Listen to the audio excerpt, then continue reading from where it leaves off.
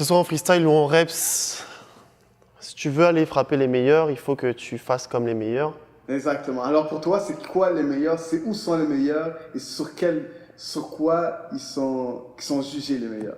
Ben, c'est le format de compétition qui est utilisé pour la plupart des grandes compétitions, qui est le format européen. Qui est le format quoi? Européen. Ok, européen. Donc freestyle, c'est avec le run, le classique, c'est le run de sélection de 1 minute 30 ou 2 minutes en fonction des compétitions. Donc chaque athlète passe pendant ce temps-là, fait sa routine.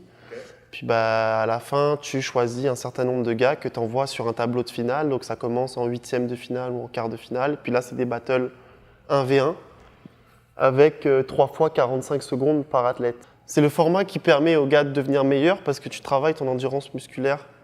Et tu dois aussi travailler ta structure au final de tes routines. Parce que le gars, à part des exceptions comme Eric, enfin les meilleurs, quoi, les gars, ils montent pas pendant 45 secondes non-stop sur les barres, tu vois ce que je veux dire? Ils prennent leur temps, là, ils jouent avec le public, ils font quelques moves, ils redescendent, ils respirent un coup, ils rejouent avec le public. Ok, tu parles du freestyle. Oh, là, je parle du freestyle. Pendant une seconde, j'ai été confus en pensant que tu parlais des reps. Ah non, là, c'est du freestyle. Mais après, pour les reps, c'est les systèmes... c'est ça, mais c'est ça jusqu'à la fin. Et puis, comme je t'ai dit, le freestyle, avec ce format-là, les athlètes, à la fin, ils arrivent, au début, ils sont secs, ils peuvent plus faire quoi que ce soit.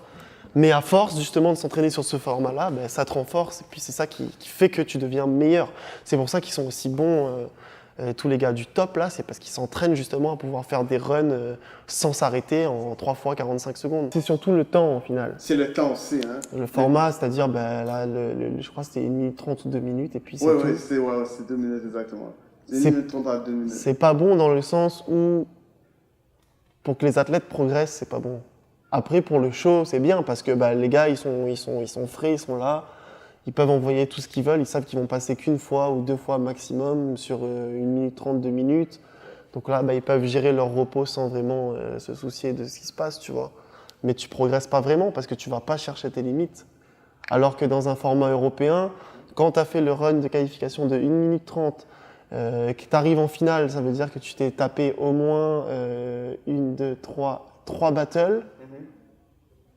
Et là, tu as fait à chaque fois 3 fois 45 secondes. Yeah. Et là, tu dois encore faire 3 fois 45 secondes pour gagner.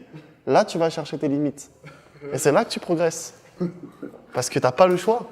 Mais toi, tu as vu beaucoup de compétitions, pas en France, mais pas ici, en France, auxquelles le monde, on va dire, comme tu vois que le dernier round, ils n'avaient plus rien. Là. Moi, j'ai vu notamment, c'était Courage contre Eric Ortiz. T'as vu Oh, ouais. Okay. En finale. C'était pour quelle compétition? C'était une compétition à Paris, je crois que ça s'appelait le Battle Survivor ou quelque chose comme ça. Battle Survivor? Ouais. Le nom le porte.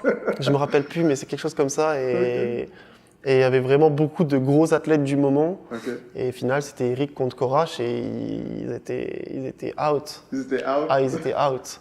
Parce que c'était du top niveau et du début à la fin, ils s'étaient tapés contre du top niveau. Et quand tu tapes contre du top niveau, tu es obligé de donner le meilleur de toi à chaque fois. Tu peux pas réserver. C'est ça, tu peux pas rester et te dire, bon, je vais garder un peu pour lui parce que lui est plus fort. Non, là, c'est du top niveau tout le temps. Donc la finale était moins impressionnante que les demi-finales. Les demi-finales étaient vraiment impressionnantes. Mais bon, ça restait quand même. Attends, quand je dis que c'était pas impressionnant, voilà. Non, seulement c'est toutes les big variétés, ok. On va dire quand tu as toute ton énergie, c'était demi-finale ou semi-finale. C'était vraiment demi-finale où ils ont donné ce qui restait là. Ils ont fait les gros power moves. Exactement. Finale, c'était plus classique dans le sens où Courage et Eric faisaient des mouvements qu'ils maîtrisaient.